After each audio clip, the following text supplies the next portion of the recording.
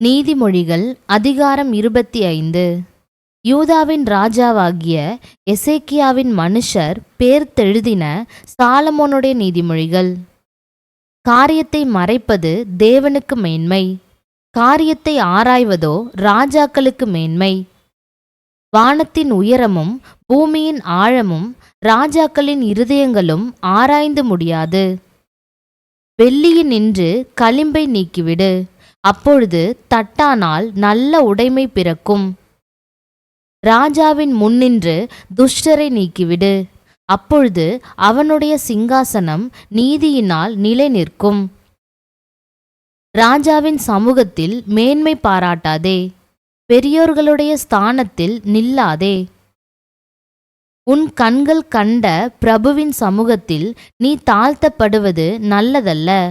அவன் உன்னை பார்த்து மேலே வா என்று சொல்வதே உனக்கு மேன்மை.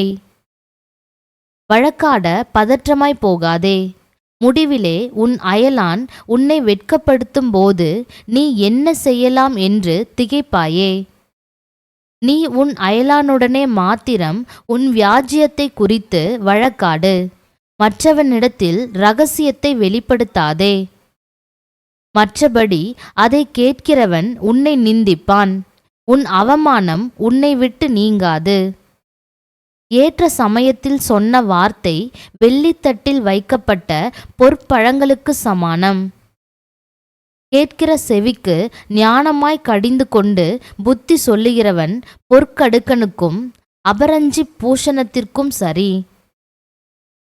கோடை காலத்தில் உறைந்த மழையின் குளிர்ச்சி எப்படி இருக்கிறதோ அப்படியே உண்மையான ஸ்தானாபதியும் தன்னை அனுப்பினவனுக்கு இருப்பான். அவன் தன் எஜமான்களுடைய ஆத்துமாவை குளிர பண்ணுவான். கொடுப்பேன் என்று சொல்லியும் கொடாமல் இருக்கிற வஞ்சகன் மழையில்லாத மேகங்களுக்கும் காற்றுக்கும் சரி. நீண்ட பொறுமையினால் பிரபுவையும் சம்மதிக்க பண்ணலாம், இனிய நாவு எலும்பையும் நொறுக்கும். தேனை கண்டுபிடித்தாயானால் மட்டாய் சாப்பிடு, மிதமிஞ்சி சாப்பிட்டால் வாந்தி பண்ணுவாய். உன் அயலான் சலித்து உன்னை வெறுக்காதபடிக்கு அடிக்கடி அவன் வீட்டில் கால் வைக்காதே. பிறனுக்கு விரோதமாய் பொய்சாட்சி சொல்லுகிற மனுஷன் தண்டாயுதத்துக்கும் கட்கத்துக்கும் கூர்மையான அம்புக்கும் ஒப்பானவன். ஆபத்து காலத்தில் துரோகியை நம்புவது உடைந்த பல்லுக்கும் மொழி புரண்ட காலுக்கும் சமானம். மனதுக்கமுள்ளவனுக்கு பாட்டுகளை பாடுகிறவன் குளிர்காலத்தில் வஸ்திரத்தை களைகிறவனைப் போலவும் வெடியுப்பின்மேல் வார்த்த காடியைப் போலவும் இருப்பான். உன் சத்துரு பசியாயிருந்தால் அவனுக்கு புசிக ஆகாரங்கொடு, அவன் தாகமாயிருந்தால் குடிக்க தண்ணீர் கொடு. அதனால் நீ அவன் தலையின் மேல் எரிகிற தழல்களை குவிப்பாய், கர்த்தர் உனக்கு பலனளிப்பார். வடகாற்று மழையையும் புறங்கூறுகிற நாவு கோப முகத்தையும் பிறப்பிக்கும். சண்டைக்காரியோடே ஒரு பெரிய வீட்டில் குடியிருப்பதை பார்க்கிலும் வீட்டின் மேல் ஒரு மூலையில் தங்குவதே நலம். தூர தேசத்திலிருந்து வரும் நற்செய்தி விடாய்த்த ஆத்துமாவுக்கு கிடைக்கும் குளிர்ந்த தண்ணீருக்கு சமானம். துன்மார்கருக்கு முன்பாக நீதிமான் தள்ளாடுவது கலங்கின கிணற்றுக்கும் கெட்டுப்போன சுனைக்கும் ஒப்பாகும். தேனை மிகுதியாய் உண்பது நல்லதல்ல, தற்புகழை நாடுவதும் புகழல்ல. தன் ஆவியை அடக்காத மனுஷன் மதிலிடிந்த பாழான பட்டணம் போலிருக்கிறான். அதிகாரம் 26. உஷ்ண காலத்திலே உறைந்த பனியும் அறுப்பு காலத்திலே மழையும் தகாதது போல மூடனுக்கு மகிமை தகாது. அடைக்கலான் குருவி அலைந்து போவது போலும் தகைவிலான் குருவி பறந்து போவது போலும் காரணமில்லாமலிட்ட சாபம் தங்காது. குதிரைக்கு சவுக்கும் கழுதைக்கு கடிவாளமும் மூடனுடைய முதுகுக்கு பிரம்பும் ஏற்றது. மூடனுக்கு அவன் மதியினத்தின்படி மறு உத்தரவு கொடாதே, கொடுத்தால் நீயும் அவனைப் போலாவாய். மூடனுக்கு அவன் மதியினத்தின்படி மறு உத்தரவு கொடு.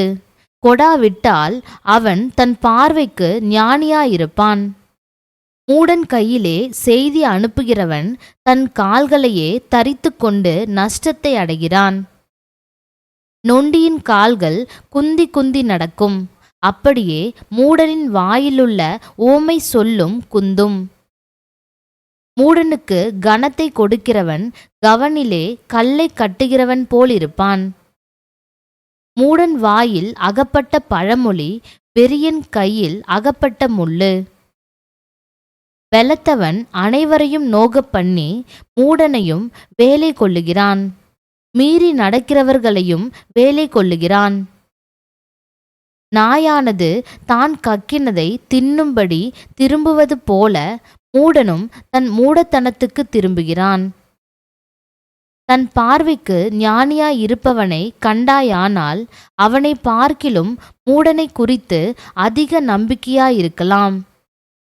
வழியிலே சிங்கம் இருக்கும், நடு வீதியிலே சிங்கம் இருக்கும் என்று சோம்பேறி சொல்லுவான். கதவு கீழ்முளையில் ஆடுகிறது போல சோம்பேறியும் படுக்கையில் ஆடிக்கொண்டிருக்கிறான்.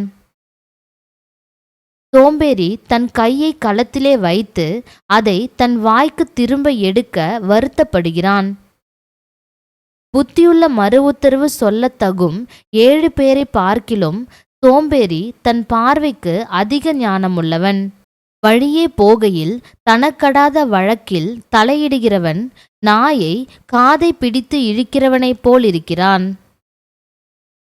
கொல்லிகளையும் அம்புகளையும் சாவுக்கேதுவானவைகளையும் எரிகிற பைத்தியக்காரன் எப்படி இருக்கிறானோ அப்படியே தனக்கடுத்தவனை வஞ்சித்து நான் விளையாட்டுக்கல்லவோ செய்தேன் என்று சொல்லுகிற மனுஷனும் இருக்கிறான். விறகில்லாமல் நெருப்பு அவியும், கோல் சொல்லுகிறவன் இல்லாமல் சண்டை அடங்கும். கரிகள் தழலுக்கும் விறகு நெருப்புக்கும் ஏதுவானது போல வாது பிரியன் சண்டைகளை மூட்டுகிறதற்கு ஏதுவானவன். கோல்காரனுடைய வார்த்தைகள் விளையாட்டு போலிருக்கும், ஆனாலும் அவைகள் உள்ளத்திற்குள் தைக்கும்.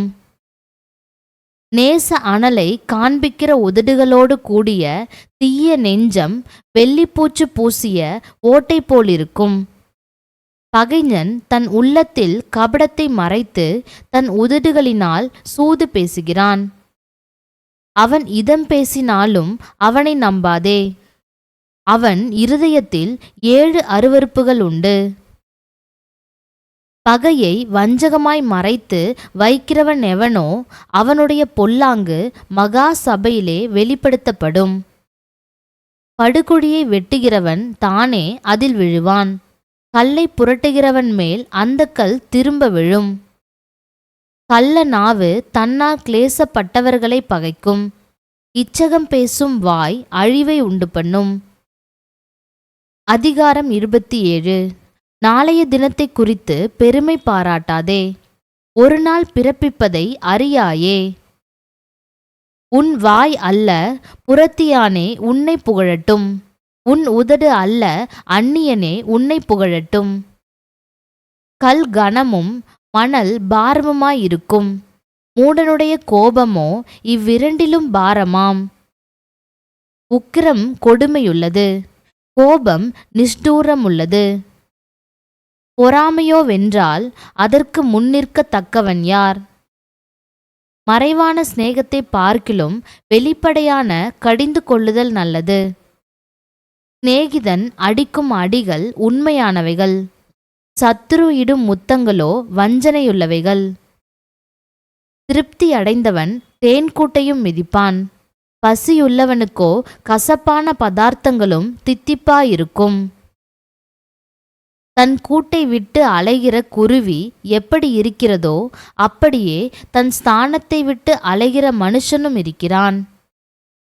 பரிமள தைலமும் சுகந்த தூபமும் இருதயத்தை களிப்பாக்குவது போல ஒருவனுடைய சிநேகிதன் உட்கருத்தான ஆலோசனையினால் பாராட்டும் இன்பமானது களிப்பாக்கும். உன் சிநேகிதனையும் உன் தகப்பனுடைய சிநேகிதனையும் விட்டுவிடாதே.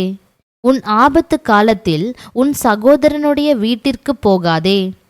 தூரத்திலுள்ள சகோதரனிலும் சமீபத்திலுள்ள அயலானே வாசி.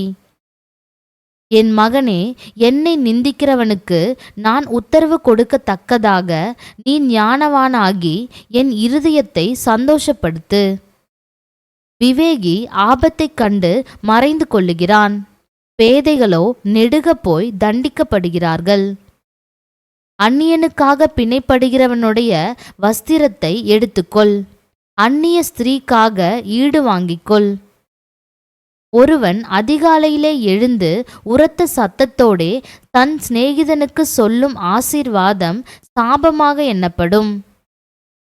அடைமழை நாளில் ஓயாத ஒழுக்கும் சண்டைக்காரியான ஸ்திரீயும் சரி. அவளை அடக்க பார்க்கிறவன் காற்றை அடக்கி தன் வலது கையினால் எண்ணெயை பிடிக்க பார்க்கிறான். இரும்பை இரும்பு கருக்கிடும். அப்படியே மனுஷனும் தன் சிநேகிதனுடைய முகத்தை கருக்கிடுகிறான். அத்திமரத்தை காக்கிறவன் அதன் கனியை புசிப்பான். தன் எஜமானை காக்கிறவன் கனமடைவான். தண்ணீரில் முகத்துக்கு முகம் ஒத்திருக்குமா போல மனுஷரில் இருதயத்திற்கு இருதயம் ஒத்திருக்கும். பாதாளமும் அழிவும் திருப்தியாகிறதில்லை. அதுபோல மனுஷனுடைய கண்களும் திருப்தியாகிறதில்லை. வெள்ளிக்கு குகையும் பொன்னுக்கு புடமும் சோதனை. மனுஷனுக்கு அவனுக்கு உண்டாகும் புகழ்ச்சியே சோதனை.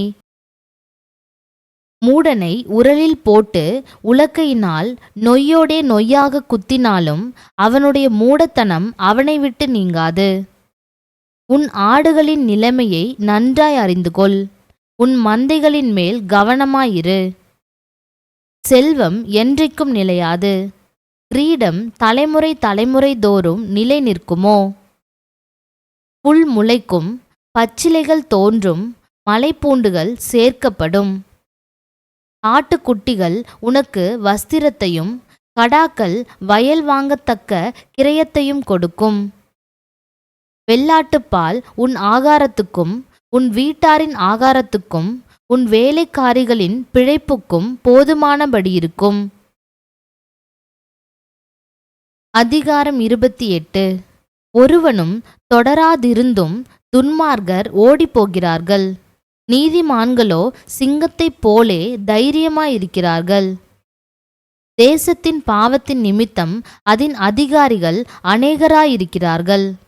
புத்தியும் அறிவுமுள்ள மனுஷனாலோ அதன் நற்சீர் நீடித்திருக்கும். ஏழைகளை ஒடுக்குகிற தரித்திரன் ஆகாரம் விளையாதபடி வெள்ளமாய் அடித்து கொண்டு போகிற மழையைப் போல் இருக்கிறான். வேத பிரமாணத்தை விட்டு விலகுகிறவர்கள் துன்மார்க்கரை புகழுகிறார்கள். வேத பிரமாணத்தை கை கொள்ளுகிறவர்களோ அவர்களோடே போராடுகிறார்கள். துஷ்டர் நியாயத்தை அறியார்கள். கர்த்தரை தேடுகிறவர்களோ சகலத்தையும் அறிவார்கள். இரு வழிகளில் நடக்கிற திரியாவரக்காரன் ஐஸ்வர்யவானாயிருந்தாலும் நேர்மையாய் நடக்கிற தரித்திரன் அவனிலும் வாசி. வேத பிரமாணத்தை கை கொள்ளுகிறவன் விவேகமுள்ள புத்திரன். போஜன பிரியருக்கு தோழனாய் இருக்கிறவனோ தன் தகப்பனை அவமானப்படுத்துகிறான். அநியாய வட்டியினாலும் ஆதாயத்தினாலும் தன் ஆஸ்தியை பெருக பண்ணுகிறவன் தரித்திரர் பேரில் இறங்குகிறவனுக்காக அதை சேகரிக்கிறான். வேதத்தை கேளாதபடி தன் செவியை விலக்குகிறவனுடைய ஜெபமும் அருவருப்பானது. உத்தமர்களை மோசப்படுத்தி பொல்லாத வழியிலே நடத்துகிறவன் தான் வெட்டின குழியில் தானே விழுவான். உத்தமர்களோ நன்மையை சுதந்தரிப்பார்கள். ஐஸ்வர்யவான் தன் பார்வைக்கு ஞானவான். புத்தியுள்ள தரித்திரனோ அவனை பரிசோதிக்கிறான். நீதிமான்கள் களிகூறும் போது மகா கொண்டாட்டம் உண்டாகும். துன்மார்க்கர் எழும்பும் போதோ மனுஷர் மறைந்து கொள்ளுகிறார்கள். தன் பாவங்களை மறைக்கிறவன் வாழ்வடைய மாட்டான். அவைகளை அறிக்கை செய்து விட்டு விடுகிறவனோ இரக்கம் பெறுவான். எப்பொழுதும் பயந்திருக்கிறவன் பாக்கியவான். தன் இருதயத்தை கடினப்படுத்துகிறவனோ தீங்கில் விழுவான். ஏழை ஜனங்களை ஆளும் துஷ்ட அதிகாரி கெர்ச்சிக்கும் சிங்கத்துக்கும் அலைந்து திரிகிற கரடிக்கும் ஒப்பாயிருக்கிறான். பிரபு புத்தியீனனாயிருந்தால் அவன் செய்யும் இடுக்கண் மிகுதி. பொருளாசையை வெறுக்கிறவன் தீர்க்காயுசை பெறுவான். இரத்த பழிக்காக ஒடுக்கப்பட்டவன் குழியில் ஒளிக்க ஓடி வந்தால் அவனை ஆதரிக்க வேண்டாம். உத்தமனாய் நடக்கிறவன் இரட்சிக்கப்படுவான். மாறுபாடான இருவழியில் நடக்கிறவனோ அவற்றில் ஒன்றிலே விழுவான்.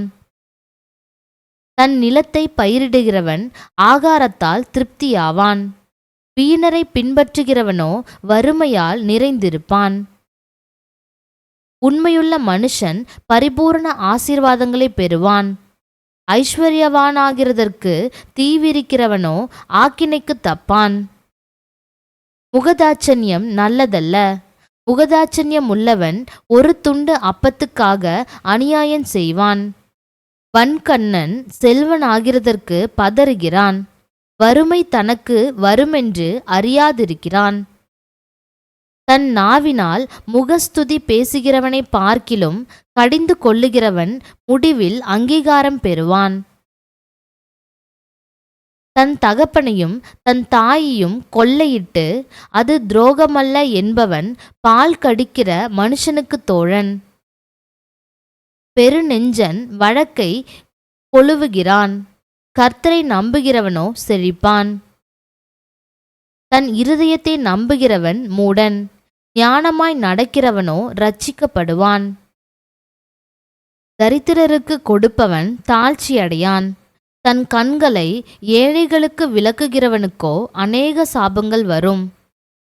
துன்மார்க்கர் எழும்பும்போது மனுஷர் மறைந்து கொள்ளுகிறார்கள். அவர்கள் அழியும் போதோ நீதிமான்கள் பெருகுகிறார்கள்.